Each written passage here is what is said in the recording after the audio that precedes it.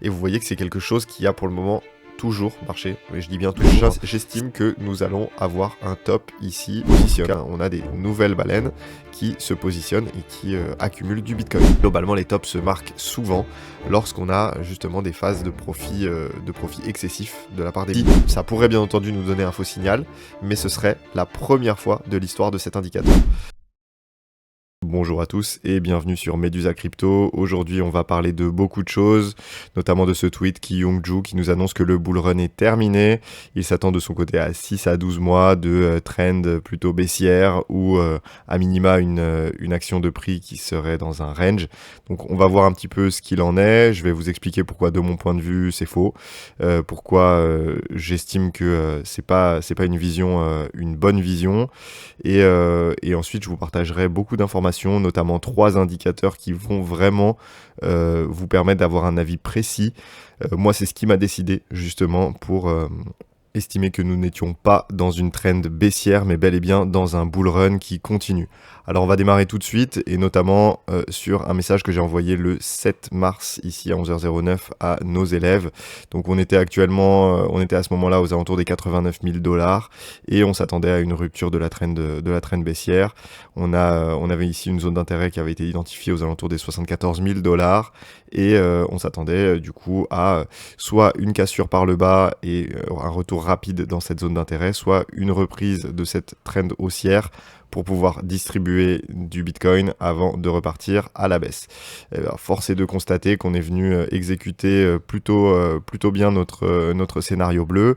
Vous voyez qu'on a eu une correction qui a été assez rapide, hein. Vous voyez qu'ici on a eu exactement le petit pullback qu'on attendait ici sur cette trendline, avec ici un retour baissier et un retour dans cette zone d'intérêt avant de faire un joli rebond qui est venu ensuite consolider en montant relativement faiblement pendant plusieurs journées avant de reprendre ici une trend assez haussière. Donc ici on va voir ce qu'on va faire ici au contact de cette trend. Donc ici, si vous voulez avoir ce genre d'informations, n'hésitez pas à cliquer sur le lien en description pour regarder pour tout ce qui est notre accompagnement personnalisé. Donc c'est des accompagnements sur mesure. Ici c'est un message qu'on envoie à nos clients individuellement, un par un.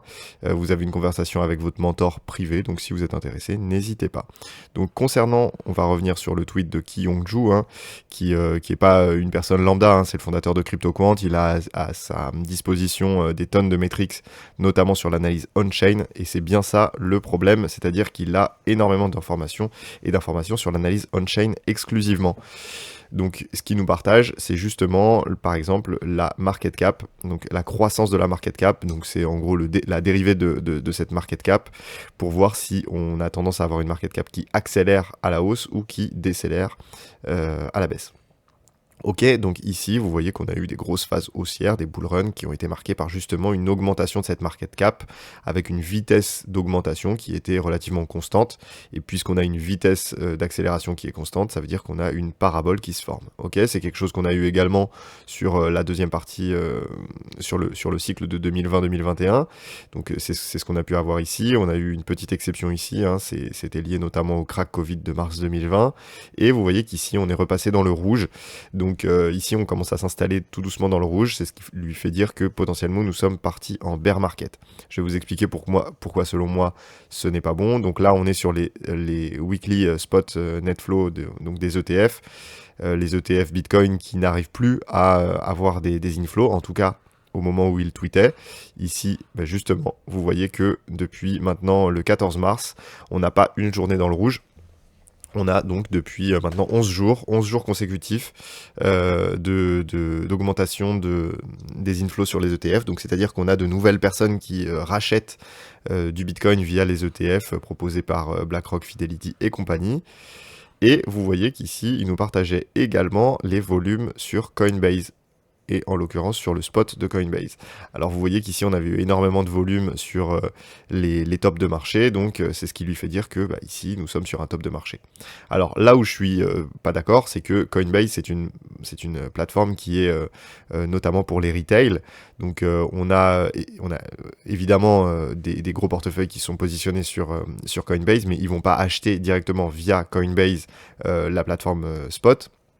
Ils vont acheter via des deals OTC, donc over the counter, donc c'est-à-dire qu'ils vont dealer avec une personne lambda, mais sans passer par les marchés pour ne pas influencer le prix. Ok.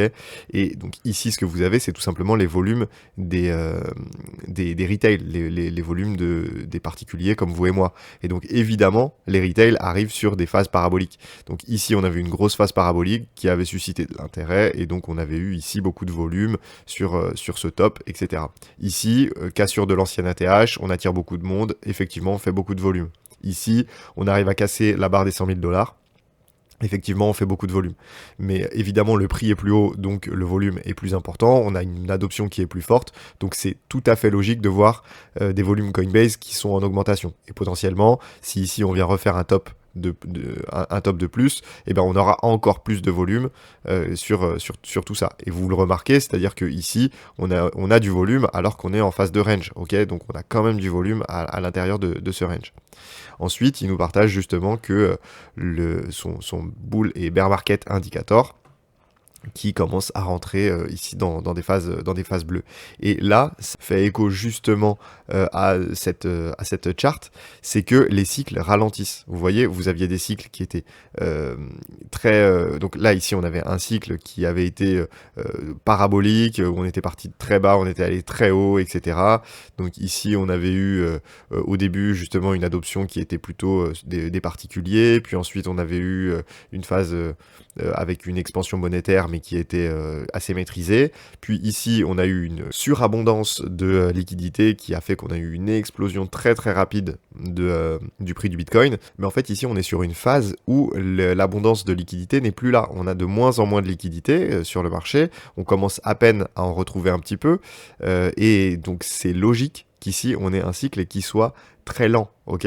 On a un cycle très lent marqué par des grosses phases de consolidation qui durent plusieurs mois, et ça c'est assez logique que dans ce cas-là, on n'ait plus une vitesse d'augmentation qui soit aussi importante. Et c'est ce qui biaise beaucoup d'indicateurs on-chain, qui sont tous calqués pour fonctionner avec les trois précédents cycles qui concordaient parfaitement à des phases d'augmentation de la liquidité. Et ici, on a eu justement une phase où c'était pas l'augmentation de la liquidité qui a drivé ce mouvement haussier, mais c'était notamment les ETF et également la remise sur le marché de stablecoin. Et ça, on va le voir par la suite.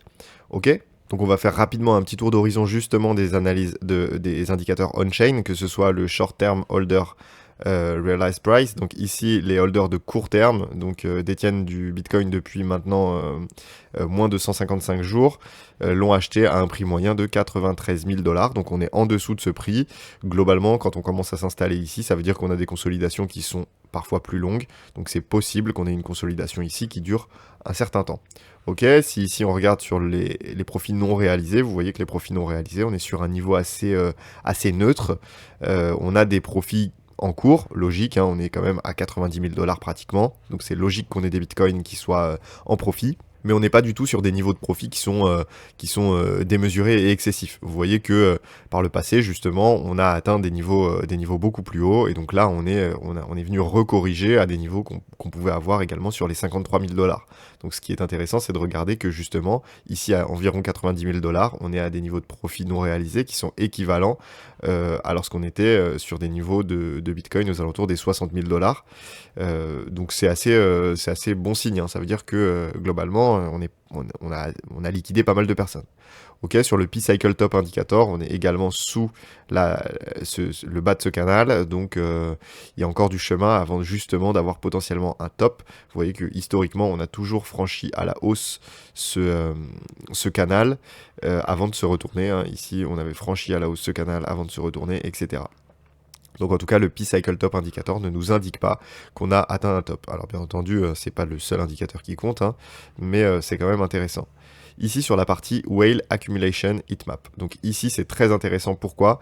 Parce que les comportements des whales nous disent beaucoup du marché. Vous savez que le marché du Bitcoin est un marché qui est assez peu liquide, et donc les baleines, les gros portefeuilles ont tendance à influencer très fortement le marché. Vous voyez qu'ici on avait une grosse phase d'accumulation, hein, on avait des couleurs très rouges qui sont sur le graphique, avec du coup une très forte augmentation. Vous voyez qu'ici on avait eu justement des couleurs un peu froides, un peu de distribution, etc. Puis de nouveau ici dans cette zone, des couleurs rouges qui nous indiquaient qu'on avait une reprise de l'accumulation et un retour sur les niveaux actuels. Vous voyez qu'ici aux alentours du 20 janvier, on a eu beaucoup de prises de profit, c'est assez logique, l'investiture de Donald Trump. Les gros portefeuilles s'attendaient à un sell the news et ils ont totalement eu raison. Bon, bien entendu, ils ont eu raison parce que c'est eux qui influencent le prix.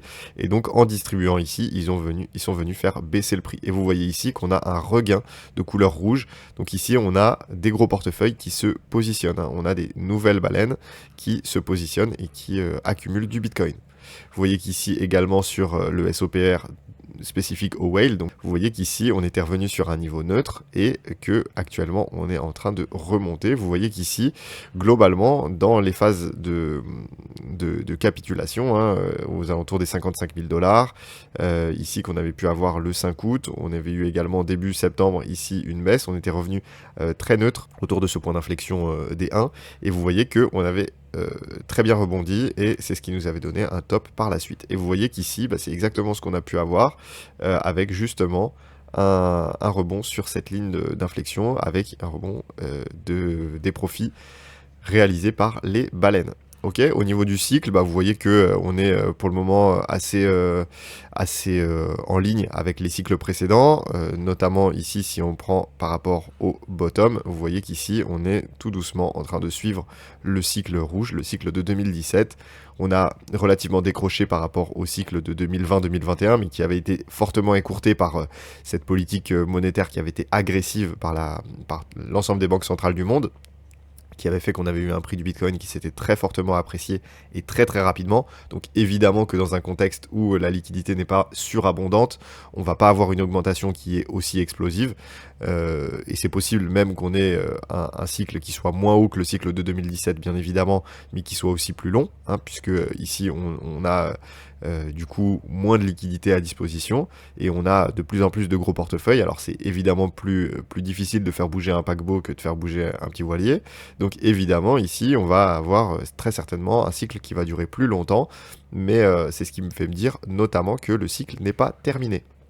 Notamment ici avec les coûts du minage de Bitcoin. Ici, vous voyez que globalement, les tops de Bitcoin se font quand les prix atteignent des niveaux qui sont des niveaux excessifs de profit pour les mineurs de Bitcoin. Vous voyez qu'actuellement, on est sur un niveau assez neutre, c'est-à-dire qu'il faut à peu près, vous voyez, 85 000 dollars pour miner un Bitcoin. Actuellement, un Bitcoin vaut 88 119 dollars. Donc, vous voyez que les mineurs sont en très léger profit. Et globalement, les tops se marquent souvent lorsqu'on a justement des phases de profit excessif de la part des mineurs. Donc quand cette courbe vient très bas. Ici, vous voyez qu'on est assez neutre. Donc si un jour on voit cette courbe redescendre fortement, il faudra surveiller ça de très près. Ici, vous voyez qu'on n'a pas d'intérêt sur les Google Trends, on n'a pas de recherche Google sur le terme crypto. En tout cas, pas plus qu'il y a quelques mois, pas plus que pendant la période pré-Trump. Donc les retails ne sont pas là et vous savez que les gros portefeuilles ont besoin des retails pour pouvoir distribuer. Quand vous avez des milliards et des milliards de dollars de Bitcoin, quand vous voulez les vendre, c'est très compliqué de les vendre à des personnes qui sont dans le marché, qui sont déjà là, qui n'achètent pas plus parce qu'ils n'ont pas plus de liquidité, qui sont convaincus mais qui n'ont pas de liquidité à mettre en plus. Donc pour aller distribuer, il faut de nouveaux acheteurs. Et ces nouveaux acheteurs, ils seront attirés par les médias et ils seront attirés en temps voulu quand justement les gros portefeuilles auront estimé qu'ils ont assez accumulé. Ici au niveau du Fear and Greed Index, vous voyez qu'on est sur des niveaux de neutralité, on est sur la borne basse de la neutralité, on est à 47%, on commence à peine à se réveiller, vous voyez qu'ici on est resté très longtemps dans des niveaux de peur aux alentours des 10 à 30% de Fear and Greed Index. Vous voyez que c'est justement ça qui a permis lors de la précédente zone d'accumulation de pouvoir repartir à la hausse. Ici, j'ai l'impression que sur les réseaux, on a énormément de peur. On a l'impression d'avoir marqué le top ici aux alentours des 110 000 dollars le 20 janvier.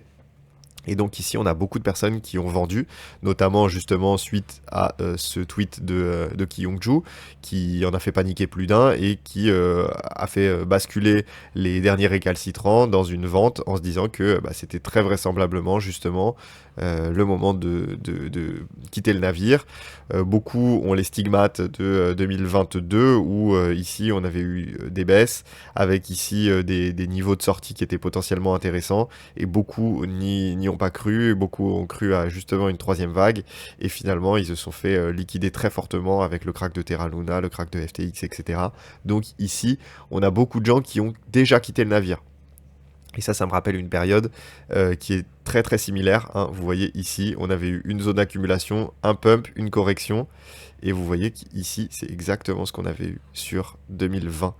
2020 ici, si je reprends cette zone, vous voyez qu'on avait eu une zone d'accumulation, un pump, ici une correction rapide avec directement une reprise très fortement haussière. Donc ça, on le verra justement sur la partie technique, mais c'est quelque chose qu'on avait pu avoir par le passé. Et donc ici, on va aller très rapidement sur l'analyse du sentiment de marché. On n'a toujours aucun retail. Vous voyez que là, c'est les souscriptions des youtubeurs, les abonnés des youtubeurs crypto, des principaux influenceurs. Et vous voyez que ça décolle très très peu. On est sur des niveaux qui sont comparables à 2022-2023. Au niveau du calendrier économique, demain, on aura une news intéressante qui est le PIB T4 des États-Unis. Donc ça nous donnera une indication. Même si c'est pendant la période pré-Trump, ça nous donnera une indication si l'économie américaine est forte ou non. Et on aura également ici le PCE Core, donc ça c'est très très important puisque c'est ce que va regarder, donc l'indice des prix à la consommation des ménages, c'est ce que va regarder la Fed pour potentiellement baisser les taux. Donc on s'attend actuellement on est actuellement à 2,6%, donc il faudrait passer en dessous des 2%, donc on est sur le chiffre de février, donc on sera très vraisemblablement pas en dessous des 2%, mais on devrait s'en approcher puisque vous regardez ici l'inflation aux alentours donc pour le mois de février, ici on était aux alentours des 2,2, entre 2 et 2,3, donc on devrait être aux alentours de ça pour le mois de février, et ensuite vous voyez qu'actuellement on est sur une inflation aux États-Unis de 1,78% de date à date, donc de mars 2024 à mars 2025, et donc potentiellement ça pourrait être très intéressant de voir ce que la Fed va faire justement en avril, à la découverte justement de ces taux d'inflation qui sont en dessous des 2% et donc en dessous de leur objectif. Vous voyez qu'actuellement ici on a des baisses de taux qui sont nombreuses, hein, prévues, hein, jusqu'en 2026, jusqu'à fin d'année 2026, on s'attend à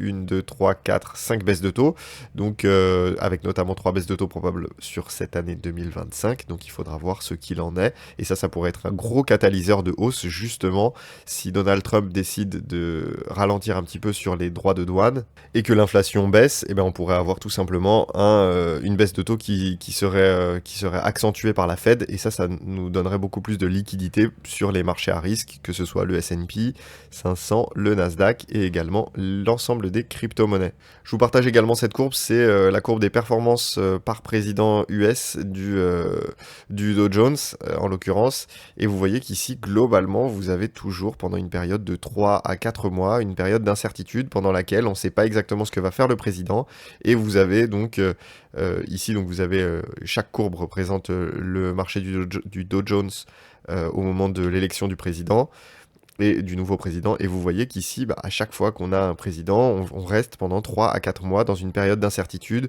où on augmente très légèrement, où on baisse très légèrement, mais on attend globalement de voir ce que va faire le président pendant sa période des 100 premiers jours notamment, avant de pouvoir prendre une direction claire, avec une direction potentiellement plus fortement haussière, etc., sur le reste du mandat, avec justement des courbes qui sont telles que celle-ci. Donc c'est assez logique que ici, sur le mois de janvier, février, mars, on ait de l'attentisme, notamment vu les déclarations de Trump qui sont très nombreuses et qui vont un peu dans tous les sens.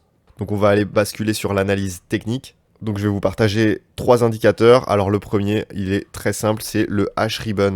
Vous voyez qu'ici, on a rebasculé à l'achat. Donc ici, on a une pastille bleue qui nous indique que c'est potentiellement le moment d'acheter. C'est un signal qui est donné très rarement. Ici, sur le Bitcoin, vous voyez que on a des signaux qui sont assez rares. On en a un ici, on en avait eu un justement au niveau du point bas de la précédente zone d'accumulation. Et vous voyez que c'est quelque chose qui a pour le moment toujours marcher, et je dis bien toujours, hein. C'est quelque chose qui est très très très puissant, c'est corrélé justement aux capacités de minage et à la difficulté de minage, mais également au prix. Et donc là, vous voyez qu'on a un signal d'achat qui est donné sur ce type d'indicateur. Donc c'est très très intéressant. Alors le deuxième indicateur, c'est l'order flow. L'order flow, c'est justement la capacité de lire dans le carnet d'ordre. Et vous voyez qu'ici, les funding, donc les taux de financement sont très faibles actuellement. Et vous voyez qu'à chaque fois qu'on a une baisse ici on a une montée qui est accompagnée par une hausse de l'open interest. Donc c'est-à-dire que là, on a des gens qui y croient, on a des gens qui décident d'ouvrir des positions, et à la moindre petite baisse, vous voyez que c'est quand même une petite baisse, on vient liquider déjà beaucoup de personnes. C'est-à-dire que ici, on a beaucoup de personnes qui clôturent d'elles-mêmes leur position. Donc on a soit des stops qui sont atteints, soit justement des personnes qui se décident à quitter le navire parce qu'ils sont absolument pas convaincus que le mouvement haussier va durer finalement. Et cette période de doute, elle est très très importante parce que justement ce qu'on veut, c'est un mouvement haussier qui est justement accompagné par une hausse très faible de l'open interest avec justement un déni. Ici, on a beaucoup de gens qui ont quitté ce marché des cryptos et qui sont en dehors, qui ont beaucoup de stablecoins et qui essayent justement de timer un prochain achat, qui ont tous en ligne de mire une zone beaucoup plus basse, 60, 50 000 dollars, etc. et qui espèrent acheter là et qui finalement, une fois que le train va monter, vont se dire, ah bah finalement, le train est parti sans moi, il faut absolument que je rachète, et qui vont décider de racheter, décider de racheter, décider de racheter, et ça va venir accompagner la hausse. Donc il nous faut justement cette phase de déni pendant laquelle on se dit, non, cette hausse, c'est un dead cat bounce, c'est un faux rebond, c'est un piège, ça va retomber. Et le dernier indicateur, c'est un indicateur qui est partagé par Cole Garner sur Twitter, je vous invite à le regarder. Vous l'avez également sur TradingView, ça s'appelle le Tether Ratio Channel et c'est justement la supply des stablecoins. C'est tout simplement un indicateur qui est une sorte de RSI mais sur la supply des stablecoins. Donc justement quand vous avez une baisse puis un rebond, ça nous indique qu'on a justement ici potentiellement un très bon niveau d'achat où on a justement des personnes qui décident de positionner leur stablecoin sur le marché. Et ça également, c'est comme le H-Ribbon, c'est un signal qui est extrêmement puissant puisqu'il n'a tout simplement jamais eu tort depuis plusieurs années qu'il existe, puisque tout simplement, que ce soit en bear market, en bull market ou en phase de range, il a toujours donné des signaux qui étaient très très pertinents. Tout simplement ici, quand on est sur des niveaux relativement bas, ici quand on est dans des niveaux de survente, aux alentours des 30 à 40, vous voyez qu'ici, on a ici potentiellement un point bas, en tout cas ici, c'était notre point bas, ici, c'était notre point bas, ici, c'était notre point bas, ici également, ici également, ici également. Vous voyez qu'à chaque fois, ça nous indique, bon, je pourrais continuer, mais vous voyez qu'ici, c'était pareil, c'était au moment du crack Covid. Ici, ça nous indique qu'on a de la supply en stablecoin qui re-rentre sur le marché. Donc cet indicateur, si vous êtes resté jusqu'au bout de cette vidéo, il est ultra pertinent. Donc ça vous récompense de votre loyauté. Et merci pour mon watch time. Donc ici, vous voyez que justement, c'est ce qui a annoncé à chaque fois des points bas. Donc ici, ça pourrait bien entendu nous donner un faux signal, mais ce serait la première fois de l'histoire de cet indicateur. Donc à vous de faire ce que vous voulez de tout ça. De mon côté, je me mouille et j'estime que nous allons avoir un top ici, en tout cas beaucoup plus haut et sur les mois à venir. Je pense que nous ne sommes pas du tout en bear market. Merci pour votre fidélité, je vous invite à vous abonner et n'hésitez pas à cliquer sur les liens en description, que ce soit pour mon guide gratuit sur l'investissement en crypto-monnaie, sur ma formation qui vous apprendra justement à regarder tous ces types d'indicateurs et également justement c'est notre accompagnement privé que l'on réserve à quelques clients. Donc si vous êtes intéressé, n'hésitez pas, on se retrouve de l'autre côté. Je vous remercie, au revoir.